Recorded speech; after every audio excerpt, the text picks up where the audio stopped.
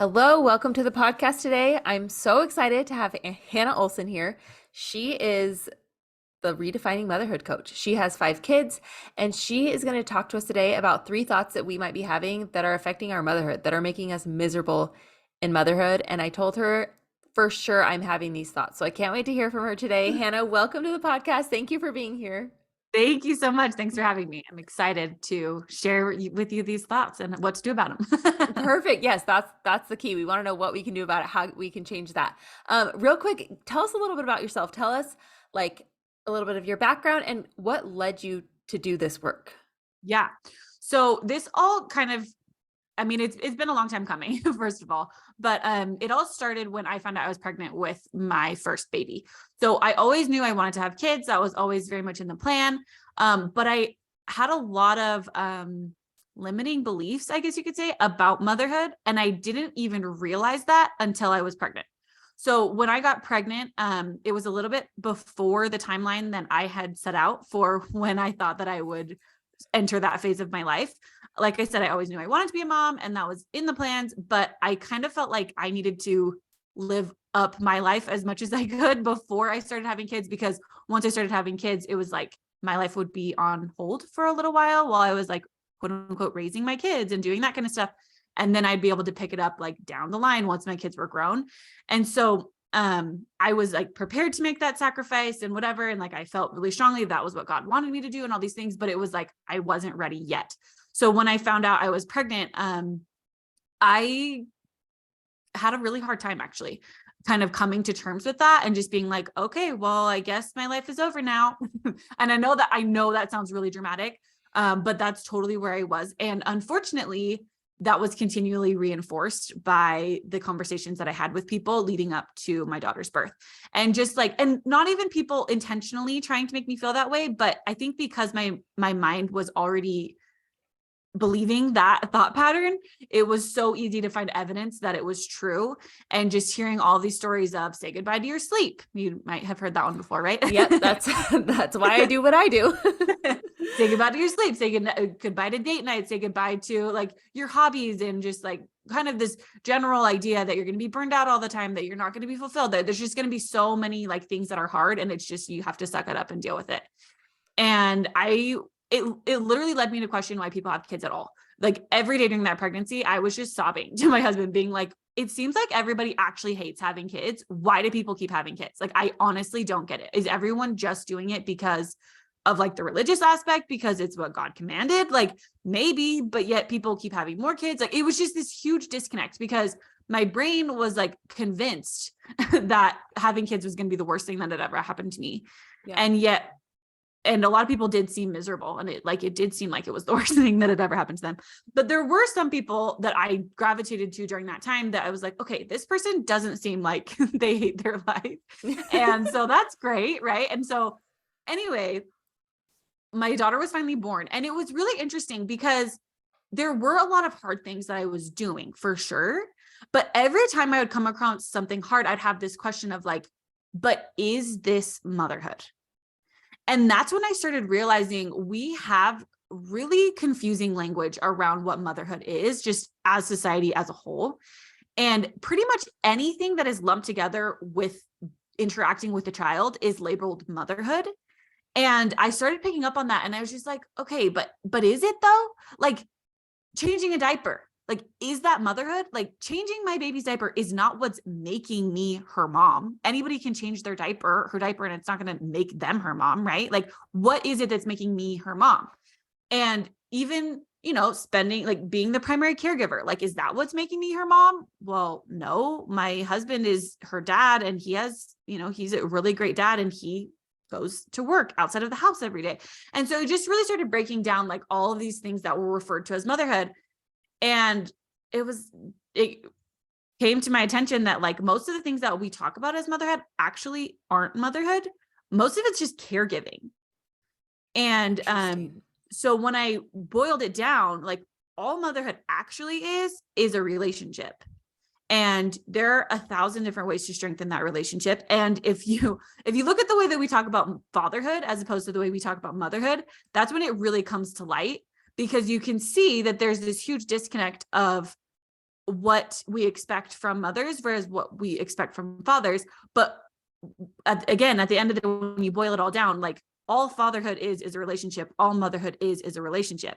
And so that's why that's why I created this business, and it's called Redefining Motherhood, because that's what I think we're missing, is this articulation around the conversation of motherhood and being so specific about what motherhood actually is.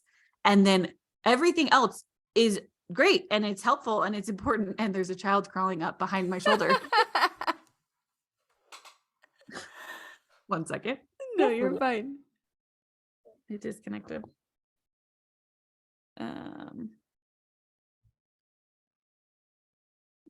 How did it do that? That's so weird. Was it in the middle of that episode still? Yeah. Okay, I'll just start it over. So not promises. Oh. It was the next one. Okay. She's still crawling. The crawling. I love it.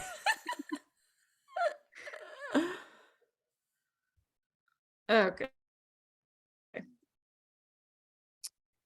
All right, Bluey, save the day for us yet again. Yeah, seriously. Gotta love Bluey. Okay. Oh, I love it. Anyway, all the things, the task-based things that we refer to as motherhood are important if you want them to be. Like, they can be important, right? And some of them are, making sure that your children are fed and that they have a caring person there to be with them. But those are just a means to build the relationship. And as I started, so I had my first daughter and I just started having kids like pretty much as fast as I could. So I had 5 kids in 6 years, and we've loved it. But there was a time where I was getting I don't know if overwhelmed is the right word, but I was just focusing so much of my focus and attention was on the tasks that I lost sight of the relationship. And I think that's so easy to do, especially as a stay-at-home mom, because you think, I'm a stay-at-home mom. Like, I am a mom. I'm a full-time mom, right? That could actually be one of our thoughts that we talk about. But then the flaw with that thinking is that just because you're with your kids all the time and you're doing things for your kids all the time means that you're actually connecting and building a relationship. And I realized that I was there, especially during the pandemic, right? When we weren't going anywhere, we weren't doing anything. I was literally a stay-at-home mom 24/7. Yep. And that was the time that my relationship with my kids was actually the weakest, because I was so focused on, I had these 4 little babies, right? I had a 5-year-old, a 4-year-old, a 2-year-old, and a newborn. And I was just like so focused on all the tasks. I really wasn't making space or being emotionally available to support the relationship. And that's when I was like, hold on a second. I want my life to be reflective of, I want to be putting the relationship first. And then all the other stuff is like not as important. Again, my kids need to eat food, right? But like, is where the food is coming from more important than me emotionally connecting with them? No. So stop stressing about that and just be available. And also, I decided that I didn't want to just have my life be on hold forever. And I decided that the best thing for my relationship with my kids was to find time where I could pursue things that were interesting to me and made me feel excited about my life and whatever. And so I actually started spending less time with my kids. I started hiring babysitters to come every, 10 hours a week. And that was a huge thing for me, because before, I'm sorry, I'm getting really long-winded with this story. No, you're good. You're good. I love hearing this. Before, it was like being a stay-at-home mom was the epitome of being a good mom in my mind. Like those things, it was like, to be a good mom, you're a stay-at-home mom. That's what God wants for me. That's the best thing for me. Like, I had other friends who worked outside of the home and their kids were in daycare or they had nannies or whatever. And I was like jealous of them to some extent. Like, I was kind of like, that's not fair. Like, why do they get to pursue their dreams and do these things that they love and whatever? But it was like, I had this moral high ground of like, oh, but I am doing the righteous thing of being a stay-at-home mom. I'm doing like what God wants for me. And it was during the pandemic that I actually had this revelation, I honestly believe that's what it was, of God being like, Hannah, you're missing the point here. The point isn't doing all the things so that you can have this, this societal gold medal of, oh, I'm such a great mom, I do everything for my kids. The point is developing the relationship and what that relationship is going to teach you. And you're totally looking at this backwards. And so once I had that realization, I was like, okay, wait, if I want to have a healthy relationship with these kids and not, have resentment coming in or have any of these other unhealthy behavioral patterns, I need to start living my life for me and figure out how they're not holding me back, right? Like they are just they are helping me grow and they're helping me expand. This isn't one of the 3 thoughts that I had written down, but this is a very easy caveat to one of them. And that is just this idea that motherhood is like limiting and restrictive. Like so many women kind of focus on the things that they can't do now that they are a mom. And I think that that is a really unhealthy idea for the relationship that you're building with your kids and for yourself. Because here's the reality. Is your life going to change when you have kids? Maybe, probably, yes. There are aspects that are going to change. But if you're thinking about it from an aspect of, oh, like I used to be able to do this and now I can't do that, that's not going to be helpful. What's going to be helpful is really evaluating, like, why can't you do that? It's probably not true, first of all. And if you don't want to do that anymore now that you have kids, that's an entirely different conversation. Yeah. Okay, this is so interesting. This is like blowing my mind, and everything you're saying, like I relate to so much because I find myself, especially right now, and I've like kind of talked about this, how one of my kids is really struggling with a lot of like emotional things right now. And then my 2-year-old, I've never had a kid like this. She is on top of some sort of surface at all times. Like she is like dumping and spraying, and like she'll find a bag of goldfish and just stomp on it and then dump it out. Like, so I just feel like I'm constantly like, I can never have a clean house because you're always messing it up, or I can never, go do this because this. And I just am having all these thoughts that you're talking about. And so I'm so excited to hear the 3 things you're going to talk about today, because I know it's going to help me and I know it's going to help so many other moms out there. So I'm just so excited to hear it. So tell me, what is the first thought? I know you kind of talked about that thought of like, not thinking about what I can't do. So we talked about that, but I want to know what is the first thought that probably a lot of us are having, and then what can we do to change that thought? Yep. Okay. So the first thought is something along the lines of like, I need a mommy break, or I need a break from motherhood. I feel like I see that one on social media a lot specifically. Mm-hmm. And let's talk about that, because people don't really want a break from motherhood when you are thinking about motherhood as a relationship. Because when you think about motherhood as a relationship, you don't be like, oh, I don't want to have this relationship with my kids anymore. Probably. I mean, maybe there are instances where that's true, but like when most people are saying that, like, oh, I want a mommy break, or, oh, I just want a break from this. Like, you really mean you want a break from caregiving. You want a break from maybe like housework. You want a break from Sweeping up the squished goldfish in the carpet. Yes. Exactly. And so, great. But how much easier is that? Like, especially as a stay-at-home mom and as the primary caregiver, or not even as a stay-at-home mom, but just as a parent, you are going to be a caregiver some of the time, right?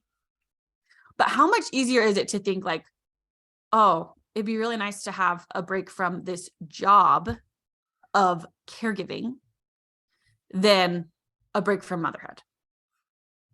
Because really what we want is we want to just have a release from that responsibility, which of course we do. And there's absolutely nothing wrong with that. And great, take a weekend away. Like, you are perfectly entitled to have some time off as a caregiver. But be so careful here, because that is not time off from being a mom. Even if you go away for the weekend, you are still your children's mother. Mm. I love that so much. So basically, literally just taking out the word motherhood. I need a break from motherhood, and replacing the word motherhood with with the actual care, thing. with Yeah. caregiving, with cleaning, with Yep. whatever it is you're losing your mind over. It's not the relationship itself. It is the act of cleaning or whatever. It's the task. Yep. Oh, that's so interesting. Okay. That is going to change everything. So whenever I'm feeling very overwhelmed, I'm going to write that down. Then, like, I need a break from, and then write down, what do I need a break from? Right. And even maybe taking it one step further, you could just say like, I want a break from, because I mean, do you really need it, or would it be nice? Like, it's probably just like, oh, it'd be so nice to have a break from Totally. this, right? Yep. And it's okay to want a break from all of those things, like you said. It's absolutely okay. Like, does your husband ever not want to go to work sometimes? All, yes. Great. But see, and that's the thing, is that anybody that's working any job sometimes doesn't want to go to that job. Yep. But when your job is taking care of your children, and you think you don't want to go to your job, then all of a sudden it's this like existential crisis of, why did I even have children? This is so hard. This is like, oh, I just like, like we start spiraling. But really, it's just everybody wants a break from their job sometimes. That's perfectly fine. Yes. And maybe you'll get it and maybe you won't. But either way, you don't have to feel mom guilt over it. Like, oh, I'm a terrible mother because I want a break from my kids. Like, no. I actually heard this quote once that was like, don't be so full of yourself to think that your kids don't want to break from you just as much as you want to break. And it's like, of course they do. Of course they want to break from me. Of course they want to break from me. Okay. I love that so much. That's so good. Okay. So replace motherhood with the task. That's so good. Okay. Thought number 2. What is the other thought that is making Thought us number 2 miserable? is how my children behave is a reflection of how good of a parent I am, or how good of a mom I am. And that one, I feel like with, a lot of parenting accounts have kind of come forward lately that are helping us kind of shift away from this mentality. But it is so easy to judge how well we are doing on something entirely out of our control. And it's making us miserable because, like I said, it's entirely out of our control. So the only thing that is in our control is how we are behaving. Now, be careful with that too, because we're not going to be perfect. We're going to mess up. So when we do, how do we repair? How are we making sure that the relationship is going to be, again, the thing that we're prioritizing above everything else? Okay. That one's been so hard for me lately too. And I've talked about how, like, I started therapy last year and it's been so great and I love it because, like I said, I do have a child that has been struggling so much. I mean, for the last couple years, really. But at the end of every day, it's like, what am I doing wrong? Like, I have 4 kids. How is it that, like, some of them are fine and, like, don't need so much attention from me, and then another one is struggling so much, and I just, like, every day was like, what am I doing wrong? Like, where did I go wrong? And it wasn't until I talked about it that I made that realization too. Like, you don't really have control over how your child is going to act or behave in certain situations. You have control, like, of yourself and how you respond to that situation. And that, like, still to this day, I am constantly having to change my mind around it. But why do we blame ourselves for that? I think that, like, when we see other kids misbehave, we're like, we kind of grew up around this culture of like, oh, where's that kid's Yes. parents? For sure. For sure. And I think it is a large cultural shift that we see happening, because so much of parenting in previous generations was based around control. Mhm. And I mean, I hear this too, is like, control is an illusion, right? Because it really is. Like, when parents were, controlling these behaviors out of their kids to like work a certain way, like they were getting the compliance, but they weren't really controlling, right? Like, it's really complex. But yes, basically Yeah. what you're saying is, I completely agree with you, is that we have been conditioned to believe that, I think a lot, just from prior generations. That's just how it was thought, right? Like, if you're a good parent, your kids work in a certain way. But just always having that reminder of like, okay, my kids are going to do what they're going to do. How am I going to respond? And just making sure that we're really tuning in with like, our needs. And again, that was kind of going back to my story of how I got here, is like, I had kind of, I mean, so much of the conversation around motherhood is focused on you self-sacrificing all of your own needs, like for the sake of your kids, quote unquote, right? And it's crazy how backwards that is, because the reality is I am so much more patient and able to roll with the punches when I am tuning into my needs and making sure that I am taking care of myself in those ways, instead of just like forgetting myself and focusing on my kids. Because Totally. when I do that, then I'm way more uptight about anything that they're doing. And so many times, like when, especially even my kids, if they're like fighting or whatever, and I'm like trying to control them to like apologize or whatever, and then I just walk away, they work it out so much better 95% of the time when I just give them the space to do it on their own. Absolutely. Absolutely. And it's so hard because sometimes you're like, just stop, like, just stop fighting. But I've noticed that too. And I'm like, just give them a minute. And that's how they learn skills too. Like, if we don't give them Absolutely. the opportunity to learn, then they're never going to learn like problem solving. But it is really hard to not want to jump in and be like, I have to control the situation, because if I'm not jumping in and controlling the situation, I'm not doing my job as a mom. And if I'm not making you be nice, then I'm not doing my job as a mom. And yeah, it's hard. It's hard. It's easier said than done, but I think it's important to continue to flip your mind and to work on that, to work on understanding that kids are going to be kids. So, Yep. anyways, okay, that I love that so much. Okay. These are Okay. so And then good. the third one is, at the end of the day, when you're like thinking back over the day and kind of making a judgment of like, oh, I was a good mom today, or I was a bad mom today. Mhm. And either way is actually not helpful, because it's again thinking of it more like a job. So that's kind of how we do describe a job. Like, oh, I did a good job, or I did a bad job. But when you're thinking about it as a relationship, you don't really talk about it in that way anymore. Like, do you say like, oh, I'm good at that relationship and I'm bad at that relationship? Not really. It's Yeah. more on a spectrum of like, oh, I'm feeling connected in this relationship, or I'm feeling disconnected. And so when we think about it that way, it's not like we're doing good or bad, but it's just like, there are times where we might not have responded to a situation that is facilitating the connection, the level of connection that we want to. So then what do? We repair, right? We just go. And it's not like a good or bad. It's just, okay, how am I feeling with my kids, and how am I showing up in a way that is saying that I am a safe place for them? Mhm. And it's, again, not this checkbox of like, good job, bad job.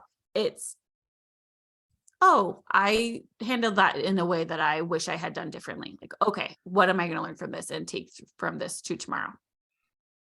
Okay. That's so good. As you were saying that, I had this thought of like, what do you do when you don't feel like there's enough of you to go around? Like with 5 kids, that's a lot of you. Like there's one of you and there's 5 of them, and you want to have these strong relationships with them, but it's really hard to pour a lot of your emotional self into each one of those relationships. So how do you do that? How do you at the end of the day say like, wow, I felt really connected to all of my kids? And maybe you don't. Maybe you can't feel connected to all of them, or maybe you can, but I find myself at the end of the day thinking like, oh, I only had enough of me to give to like 2 of my kids today, and I feel like the other 2 just really got the short end of the stick today. And it's just, I don't know, I'm having a hard time finding enough of me to give, I guess. Yeah. So I guess the question is, how do you make those connections every day? How do you make sure that you're making those connections so that at the end of the day you can think like, wow, I that relationship feels so good right now. So I think for me, yeah, because I don't have like this rule in my head of like, oh, I need to have spent X amount of minutes with each of my kids in order to feel connected with them, which again, if you do have that, that's great. There's nothing wrong with it. Yeah. But so many of the rules that we make around this are literally just made up. Yeah, they're, that's true. they're not like merited in anything. And like you said, like, how do I know if I did enough? What is enough? Like, how do you define enough? Like, enough is a Yeah. decision, not an amount. Mm-hmm. And so you really just have to be like how really okay, how do I phrase this? For me, I just focus on being a safe place for my kids as much as possible. Okay. And that's just like how I kind of like, and if I wasn't a safe place for one of my kids at some point during the day, then I really try to make an effort, like that night when we're going to bed, be like, hey, you know what? I reacted like that to that thing that you said, and I'm really sorry. That wasn't okay. And so I just am trying to like make sure that when I'm interacting with my kids, am I interacting with them in a way that is making me a safe place for them when they need something, and like making myself available for them to ask for their needs. But I am very like clear with my kids that they do have to ask for things, you know, like I'm not someone that's just going to go do everything all the time. Right. Like I am like, hey, yeah, do you want to do something? Great, let's do it. But like I feel like we have this good balance of like, they take initiative, I take initiative, you know? Yeah. Yeah. And again, yeah, just not having like any of these kind of requirements for what that has to look like. Just being very open to it being like, some days we're going to hang out a lot. Some days we might not hang out a lot, but either way, I am maintaining that space of safety for them so that they can come to me and they can know that that's available to them if and when they want it. Okay.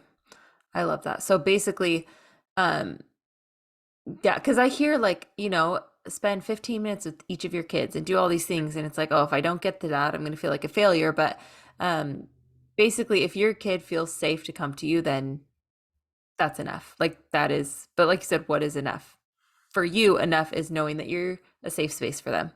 And I feel Right. like that's a really, really, really good standard to have, a really And healthy again, standard to have. you decide what's enough. Like that is your decision to make. Yeah. And some days it might be more than other days, right? Like this past week, I've been going through some challenges. And so it's like, maybe I haven't had as much capacity, but like, I still tell my kids like, hey, I'm here for you. I'm going through this stuff. I love you. Like, you know, but I'm just kind of like reinforcing that, but also just being like, I'm not as available right now as I would like to be going forward. And that's okay too. And honestly, I think a lot of it is deciding and then just being confident with that decision, because I think that's where our kids pick up on if I saw, actually, it was really interesting. I saw a study recently about confident parents and like how that impacts their children and like in their development and stuff. Yeah. And I was like, I think that is something that I do just kind of have naturally, where it's just like, I'm confident in that I know that like I communicate my love to them. I am a safe place for them most, like the vast majority of the time, even though I do mess up sometimes, I always repair, you know? And so it's like, I don't have to get too worried about like all these little things that you hear, because there are so many, there are so many opinions out there about what makes a good parent or whatever. Right. Yeah. But ultimately it's like, how am I showing up in my ability to be that safe place? That's what I use. Okay. Oh, Hannah, I feel like I could just talk to you all day, because everything you're saying, everything you're talking about, everything on your Instagram, it's like, it's just everything that I need, because, and maybe this is like too much information to even share on here, but like my daughter, because we struggled with secondary infertility for a while. So my daughter is like quite a bit older than my other kids, my oldest. And so she, unlike my other kids who are younger, who don't really notice, she sees a lot of my struggles.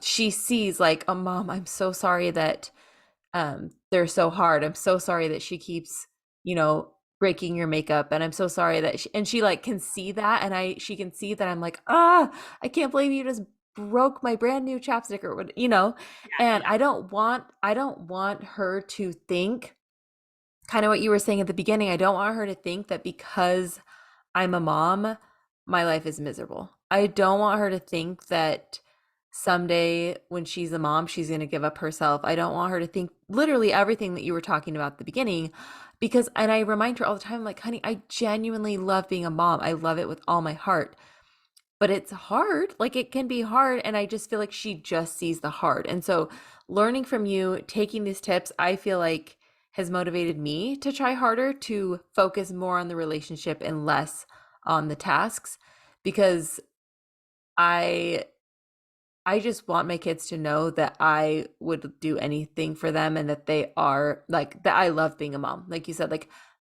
motherhood is something that I always wanted to. I'm living my dream right now.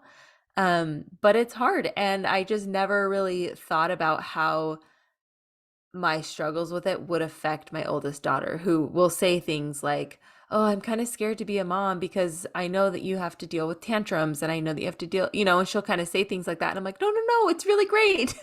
And so, like, I don't know, just learning from her too is like, I'm learning that I have a lot to work on too.